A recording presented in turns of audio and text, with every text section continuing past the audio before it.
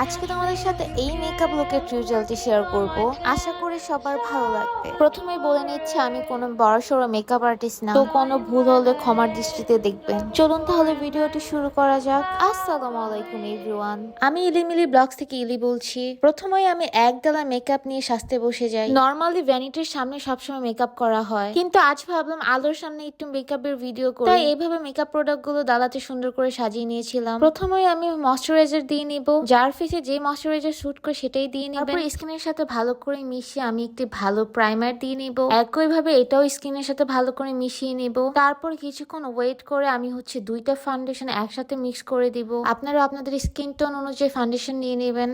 Personally আমার মনে হয় মেকআপের প্রধান কাজই হচ্ছে ফাউন্ডেশন ব্লেন্ড করা। তো এইখানে আমি সুন্দর করে আমার ফাউন্ডেশন দিয়ে ব্লেন্ড করে নিচ্ছি। তো ভালো করে ব্লেন্ড করে আমি একটি কনসিলার দিয়ে নিব। কনসিলার দিয়ে আমি কিছু স্পেসিফিক জায়গা হাইলাইট করে নিব। আমার মতে প্রত্যেকটা মেয়েদেরই নিজস্ব মেকআপ করার ধরন থাকে। কেউ আই লুক আগে করে পরে ফাউন্ডেশন ইউজ করে, আবার কেউ আগে ফাউন্ডেশন ইউজ করে পরে আই লুক করে, লাইক মি। তো এইখানে আমি ফাউন্ডেশনটি ব্লেন্ড করে ভালো করে পাউডার দিয়ে সেট করে নিব। সেট করা হয়ে গেলে আমি আমার আইব্রোটি ড্র করব। আমার অনেক ছোট থেকে মেকআপের প্রতি অনেক আগ্রহ ছিল। যখন আমি ক্লাস 6-7 এ পড়ি তখন থেকে নিজে নিজে টুকটাক মেকআপ করতাম। সেই মেকআপ করতে করতে এখন আমি মেকআপ করা শিখে গিয়েছি। আমার আবার মানুষকে সাজিয়ে দিতেও খুব ভালো লাগে। আমি একবার নিজের হাতে রিয়েল ব্রাইড সাজিয়েছিলাম। এটা আসলে আমার কাছে অনেক প্রাউডের ব্যাপার। কেউ যদি আমার কাছে সাজতে চায় অবশ্যই কমেন্ট করবে, আমি সাজিয়ে দিয়ে আসবো। এখানে আমি অরেঞ্জ একটি শেড নিয়ে চোখের উপরে দিয়ে নিয়েছি। তারপর ডার্ক মেরুন কালার আমি চোখের কর্নারে দিয়ে নিয়েছিলাম। দেন আমি দুইটা গ্লিটার ইউজ করি। এইভাবে আমার আই লুকটি কমপ্লিট হয়ে যায়। তো এখন আমি চোখের নিচে লুজ পাউডার দিয়ে আমি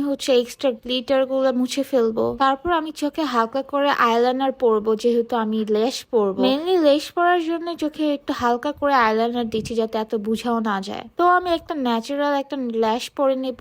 এই টাইপের আইল্যাশ গুলো আমার অনেক পছন্দ। তো তোমরা এখানে দেখতেই পাচ্ছ আমার আই লুকটা কমপ্লিট হয়ে গিয়েছে। তো এইটা হচ্ছে মেকআপের সব থেকে ফেভারিট পার্ট আমার জন্য। ভোরে ভোরে গালে ব্লাশন দেওয়া। তোমরা যে যেভাবে ব্লাশন দিতে পছন্দ করেছে সেইভাবেই দিয়ে নিবেন ব্লাশন। তো এখানে আমি ব্লাশন দেওয়ার পর হালকা করে নোজটা কন্ট্রোল করছিলাম। মোস্ট অফ দ্য টাইম আমি কোরিয়ান মেকআপ হ্যাক গুলো ট্রাই করে থাকি, কারণ আমার কোরিয়ান মেকআপ কালচার সবকিছুই অনেক পছন্দ। তাই আমার লুক গুলো সবসময় একটু ডল টাইপের হয়ে থাকে। তারপর আমি হাইলাইটার দিয়ে নিব।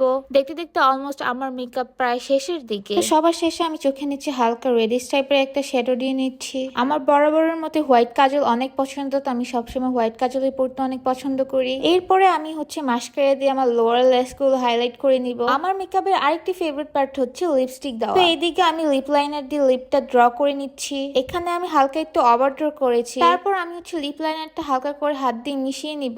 একটা রেড কালার লিপস্টিক দিয়ে আমি মিডলে জাস্ট দিয়ে নিব। এভাবেই আমার লুকটা কমপ্লিট করে ফেলেছি। আশা করছি আমার এই লুকটা সবারই পছন্দ হবে। পছন্দ হলে অবশ্যই কমেন্ট করে জানাবেন, যাতে আমি আরো অনেক ভিডিও মেক করতে পারি। তো আজকের জন্য এই পর্যন্তই। আল্লাহ হাফেজ এভরিওয়ান।